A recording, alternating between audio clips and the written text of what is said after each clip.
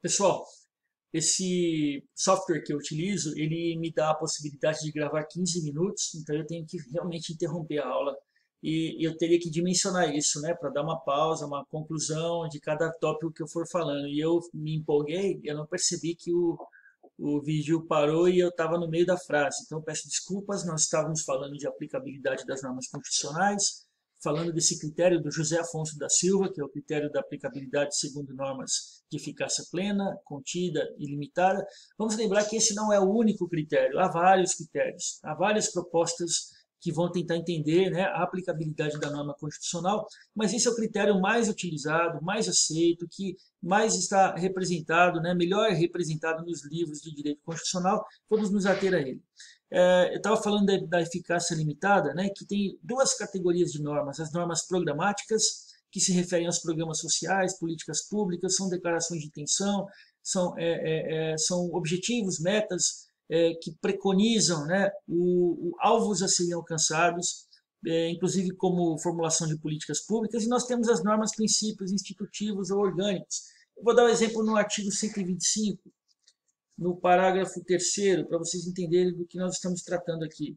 O 125, parágrafo 3º, ele nos diz, né, a lei estadual poderá criar, mediante proposta do Tribunal de Justiça, Justiça Militar Estadual, constituída em primeiro grau pelos juízes de direito e pelos conselhos de justiça, e em segundo grau pelo próprio Tribunal de Justiça ou pelo Tribunal de Justiça Militar nos estados, em que for efetivo militar, seja superior a 20 mil integrantes.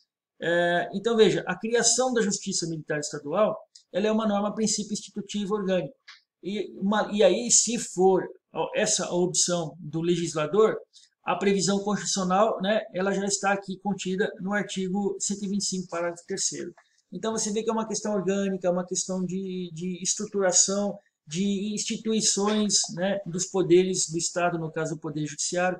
Isso aqui é uma norma de eficácia limitada, né? A eficácia contida, veja, a norma constitucional, ela pode reduzir o alcance, o efeito, mas as normas elas são aplicáveis imediatamente. A eficácia limitada não, né? Há uma dependência do legislador infraconstitucional para que essa norma ela tenha a sua eficácia, né, plena, na sua plenitude, mas do texto constitucional você não extrai essa aplicabilidade, ela é imediata, ela depende da regulamentação. Muito bem. Vamos falar do... Deixa eu ver aqui onde eu estou. Dos princípios. Aqui é um resumo, né, do que nós já tratamos. Aplicabilidade das normas constitucionais, plena, contida, limitada. Normas de princípio institutivo, normas de princípio programático. Eu vou propor que vocês busquem na Constituição, da leitura do texto constitucional, exemplos, né, de normas que se encaixam, que se adequem a cada um desses critérios de classificação. É um bom exercício, mandem para mim, mandem por e-mail essa tentativa, esse esforço, e eu vou corrigir, vou dar feedback para vocês, os que participarem do exercício. Vamos falar de princípios. Eu vou introduzir o tema princípio. A gente precisa entender princípio como uma norma e não como uma técnica interpretativa, né? Ela é mais do que isso. Ela é uma norma. E os princípios, às vezes, eles estão declarados na norma, mas eles podem também ser extraídos da lógica do sistema. Esses princípios aqui, eles são realmente mais princípios implícitos do que princípios expressos. Há princípios que estão expressos. Eu vou dizer, por exemplo, do que ocorre, né, com o artigo, né, aqui do título 1, dos princípios fundamentais, né? E aí vocês vão perceber aqui no artigo 1º, a República Federativa do Brasil tem fundamento, né, na soberania, cidadania, dignidade da pessoa humana, valores sociais do trabalho e livre iniciativa. Artigo 3º, constitui objetivos, né? Artigo 4º, a República Federativa, nas suas relações internacionais, rege-se, né, pelos seguintes princípios. Vejam que aqui nós temos enunciados principiológicos, sob a forma de fundamentos, sob a forma de objetivos, sob a forma de princípios propriamente dita, né, no caso das relações internacionais. Esses princípios são normas-princípios que estão expressas na Constituição e que devem, então, serem interpretadas ao lado das regras, que também são o outro conjunto normativo. Então, as normas elas são gênero, tendo como espécie as regras e os princípios. Esses princípios que nós vamos estudar, eles são realmente princípios implícitos. Eles decorrem do sistema, decorrem da compreensão de todo o sistema normativo. E são os princípios da supremacia da Constituição, da unidade da Constituição, da força normativa da Constituição, da máxima efetividade, da justeza, correção e conformidade funcional, da presunção da condicionalidade das leis, da interpretação conforme a Constituição, da concordância prática ou harmonização, da razoabilidade ou da proporcionalidade. Interessante também pensar que eles são metaprincípios, eles são supraprincípios, eles são princípios que ajudam a explicar aqueles princípios declarados, expressos, normatizados. Então, é muito importante compreender porque aqui nós estamos na base, nós estamos na teoria geral realmente do direito constitucional. Eu vou começar falando de alguns, né, e eu vou interromper, e aí a gente segue na próxima sequência com os demais. Princípio da supremacia da Constituição. E já conseguimos entender esse princípio, né? Quando nós estabelecemos aqui aquela pirâmide onde existe uma hierarquia das normas do sistema jurídico e a base dessa pirâmide que sustenta, suporta todo o sistema jurídico está na Constituição, isso é a indicação do princípio da supremacia da Constituição. Se refere à superioridade hierárquica das normas, regras e princípios expressos, né, inseridas no texto de uma Constituição rígida em relação às demais normas que compõem o sistema.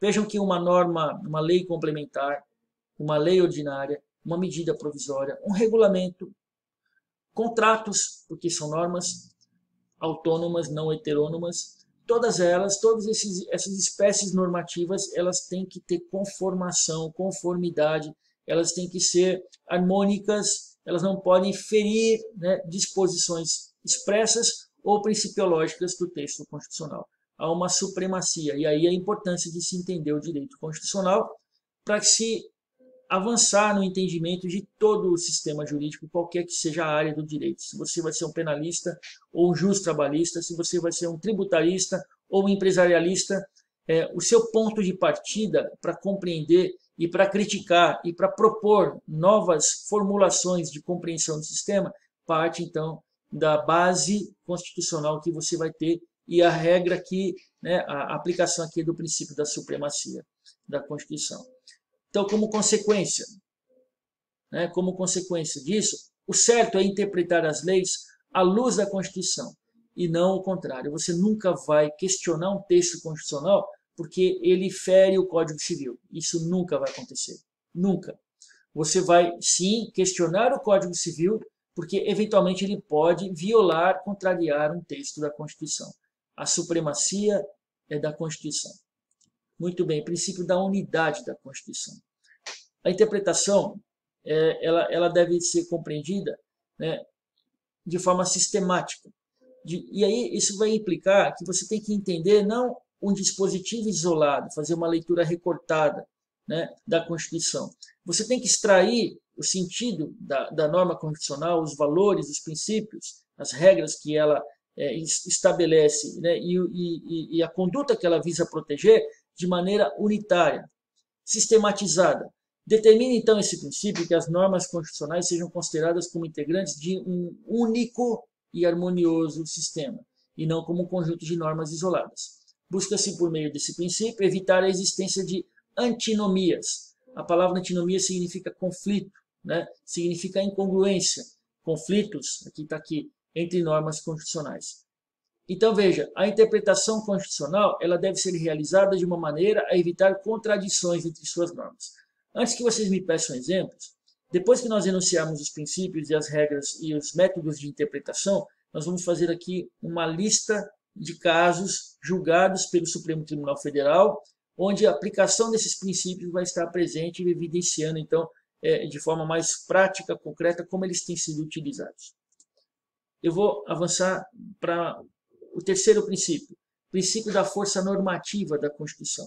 Veja que os princípios eles se complementam, eles, na verdade, eles até invadem, né, a esfera conceitual um dos outros, mas com com perspectivas diferentes. Aqui, esse princípio vai determinar que na interpretação da Constituição se busque a promoção de uma constante atualização das normas, levando-se em conta não só os aspectos históricos, mas também a realidade atual. Mas também a realidade social atual, para que se alcance a maior otimização possível dos preceitos fundamentais. Entre as interpretações possíveis, deve ser adotada aquela que garanta a maior eficácia, maior aplicabilidade e permanência das normas constitucionais.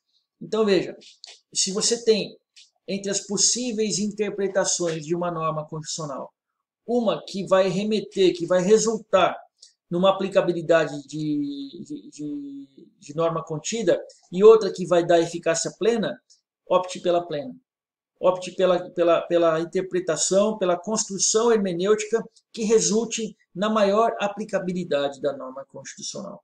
Então, vejam aí também que quando nós estamos interpretando, nós estamos criando, na verdade, compondo uma interpretação com vistas a resultados.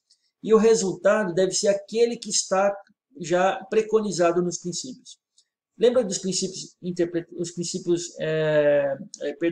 lembre daquelas normas programáticas, né?